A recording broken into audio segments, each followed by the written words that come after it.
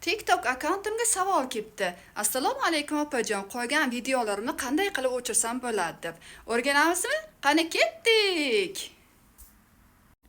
Mana shunday akkauntingizga kirib olasiz.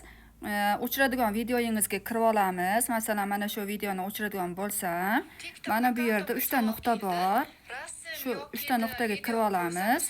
Mana bu yerdan yursangiz, mana uddalit degan joyi chiqadi. Mana uddalit degan joyi chiqadi.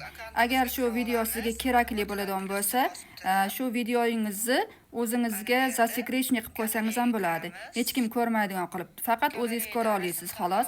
Mana bu yerdan bosib, qulfni bosasiz, только ya bosib qo'yasiz. Только ya bosib qo'ysangiz, u video faqat o'zingiz ko'ra olasiz, boshqalar hech kim ko'ra olmaydi.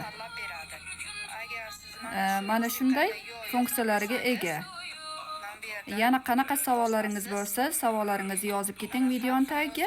Like, kommentariyalar kutib qolaman. Mana shu funksiyalar ham juda ham ahamiyatga ega.